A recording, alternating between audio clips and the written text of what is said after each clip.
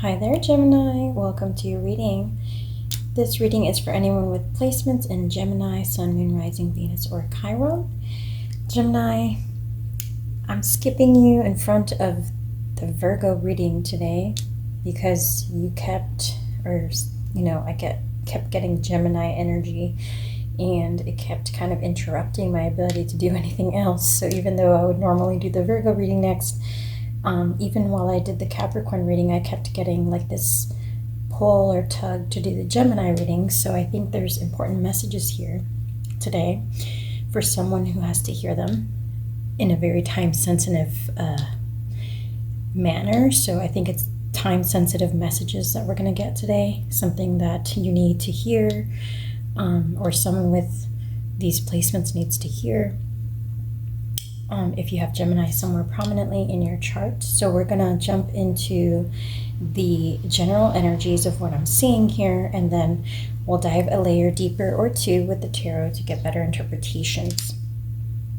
So I do see here that I may be connecting to a group of Geminis who is recently single or who has been single for some time. The Geminis I'm connecting to for today's reading very much value their freedom, their independence, very much trust in their ability to discern someone's character and how good they are as a person. I'm talking to those Geminis who are quite intellectual, quite educated, and quite experienced in life in general. So, that said, there is a certain situation that requires your immediate attention, Gemini. I get the sense that you may be dealing with someone in love and romance who is consistently love bombing you. And this is not true consistency. This is just almost like an act, right? This is someone who's consistently dangling something in front of you that is very attractive, that is very desirable. Maybe saying the things that you would like to hear, maybe showing you the signs of someone who would check all the boxes, at least on the surface. However, when something starts very fast and furious and doesn't have any stability or general foundation, it tends to die out very quickly just as well, right? It tends to end as fast as it began.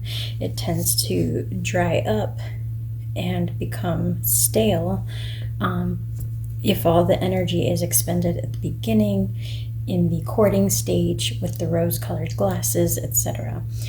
So Spirit is calling your attention here to the situation because there's someone here who is drawing you in with the Nectar card, who is kind of like stoking your ego, making you feel very, very desired, very cared for. But this is someone who I get the sense they are not being necessarily very genuine, or that they don't plan to keep this up for the long term. So just be mindful and careful to really take your time to assess this individual. If you're dealing with this person at this time, make sure that there's a solid foundation. Make sure that there is a level of friendship, understanding beyond what is being dangled in your face as the bells and whistles, as the excitement. This could be someone who right away books a vacation with you or takes you to very fancy places. So again, just be careful, be mindful of, where is this going long term? Does this have long-term stability? Are there flaws or things that I'm not seeing because I'm being love bombed, or like all this wonderful stuff is sweeping me off my feet, right? So I think that was an important message to get out for someone out there who may be dealing with this situation. That's the general energy or the sense that I'm getting here.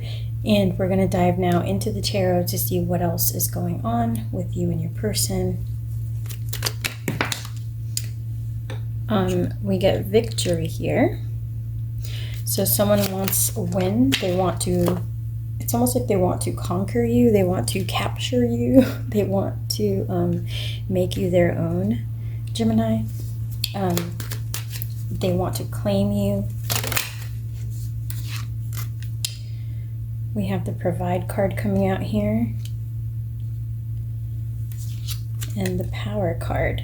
So the challenge in the connection that may come up after this initial love bombing stage would be that of power and control. This may be a person who is innately very controlling. They may want to do anything, be flexible, etc., to court you and to get you to agree to be in a committed connection with them, or in a situation that would take away some of your independence and or freedom. And then their plan would be to enforce their control or power over you in the long term. And not that they're doing this in a maniacal, plotting way. I don't know yet. I haven't gone into the tarot, but even if they're not, this is someone who is probably more controlling, or needs to be more the leader in the connection than they're letting on in the beginning of this connection. Doesn't have to be like on purpose or a manipulative person or anything like that, but it is something that could come up as a challenge as the relationship matures.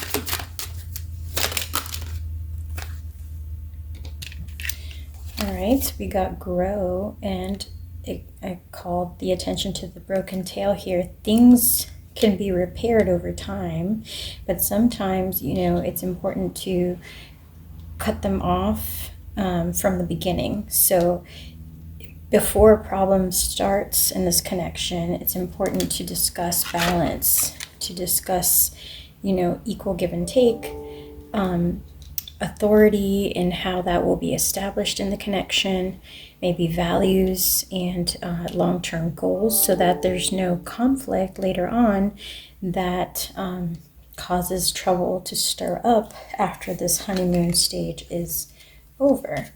So you got Joy, but it's in reverse, just above the Nectar card and the Pride card here with Cassiopeia.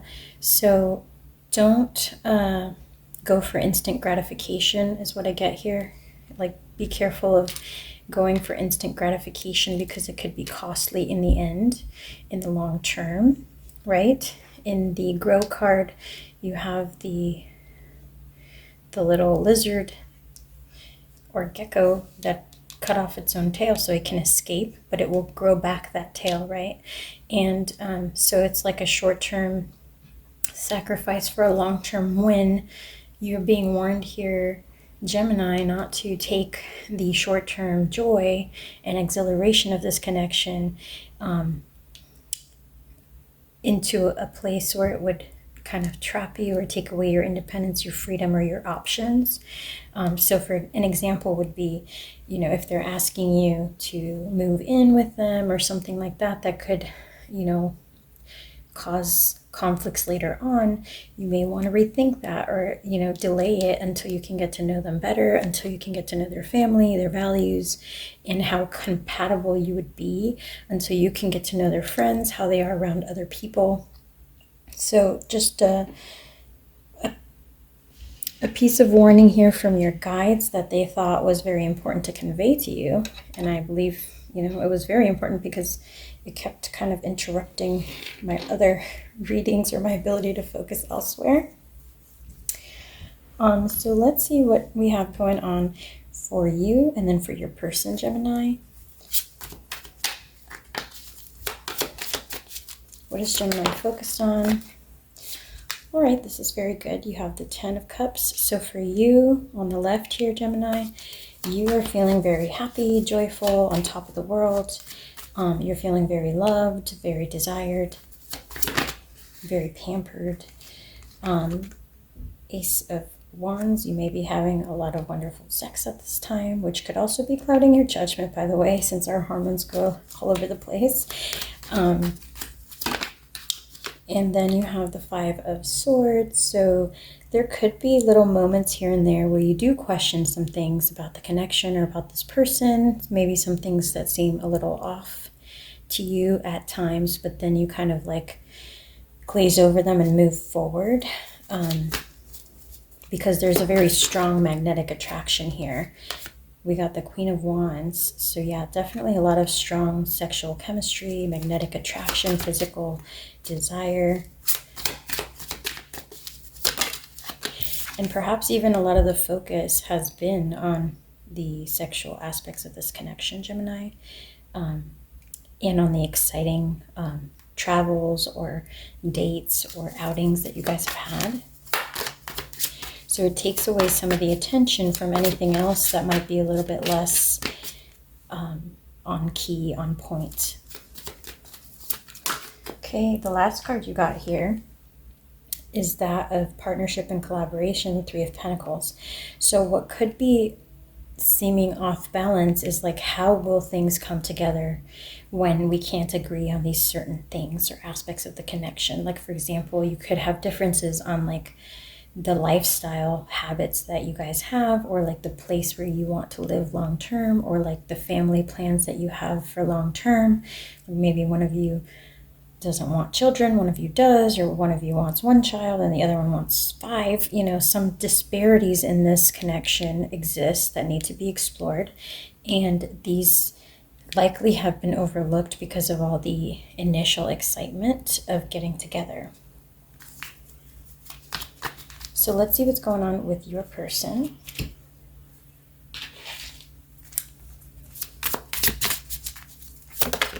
Okay. Wow, they got the Lovers right off the bat. And they got the Chariot.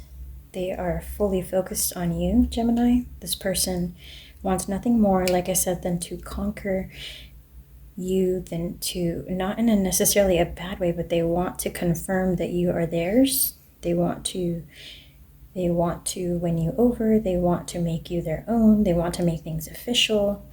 And they want that fast. They want it now. Like, they want to make sure that you are... It's like a sense of possessiveness, right? So maybe not in a bad way, but again, this person seems to like really want to solidify things with you. We got a lot of stuff now. Okay, we got the Queen of Wands again here. You got the Queen of Wands. They got the Queen of Wands. They see you exactly the way that they make you feel that they see you. They see you as super attractive. They see you as vibrant. They see you as very talented, as very outspoken, like a firecracker.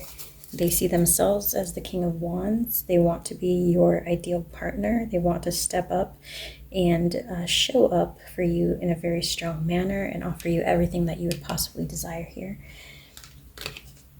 We get the Fool in reverse. This person has already taken a risk on you. This person has already opened up emotionally to you, Gemini.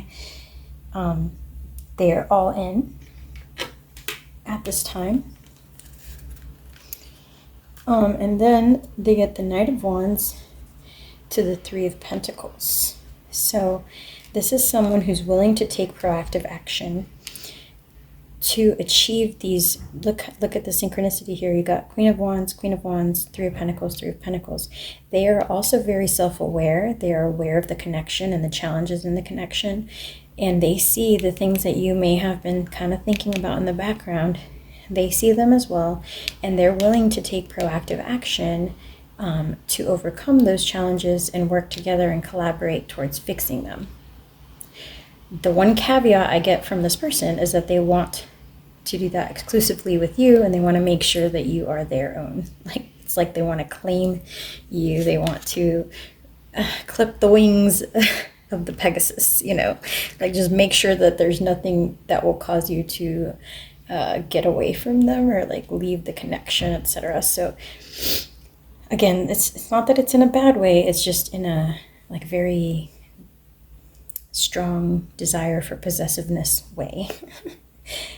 So take that as you will, but again, they are willing to, they're not going to make mistakes in trying to move things forward. They are willing to be proactive and work towards what needs to be done to make things work out for both of you. So I do get the sense that this person would be somewhat flexible at least in the beginning, they would be somewhat flexible in trying to secure the connection and what needs to be done to make it work. And then we have the Ten of Wands and the Six of Cups as background cards here. This is someone who is, okay, now I understand what's going on with them. This is someone who is so afraid of, like, they have an abandonment wound from their childhood, right? So they may have a missing parent, or a parent who passed away early in life, or a pet that meant a lot to them that passed away early in life.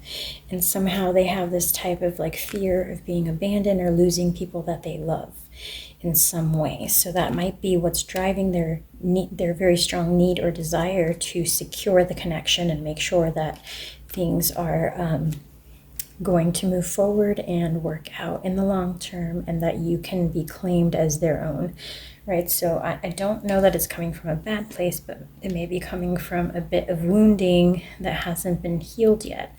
So it may show up in different ways throughout the connection that might throw things a tad off balance here and there. We're going to get one final layer of guidance to see what your guides have to say about you and this person.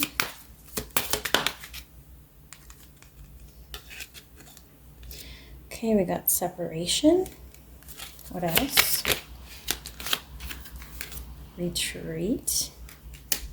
And heart-to-heart conversations. So there may be an aspect of separation between you and this person. There could be physical distance between you and this person. Like I said, for some of you, this could have to do with the need to move in together because of a long distance connection, because it, over time, you're not going to be able to keep traveling to get together with one another. It could be different scenarios or life situations that are causing you to consider moving together. But right now, I do get the sense that you're not together physically. That there's some type of distance or separation physically between you two. It is important to have heart-to-heart discussions about the future to understand these triggers that this person is dealing with and how it might show up in the connection. And it is important to build trust and a true foundation before you make these big life changes with this person. So that is what's highlighted for you, Gemini. I hope this was helpful. Thank you so much for your time and energy. If you could drop a like on the video, I would greatly appreciate it, as that helps out my channel very much. Thank you for being here, and I'll catch you on the next one. Take care.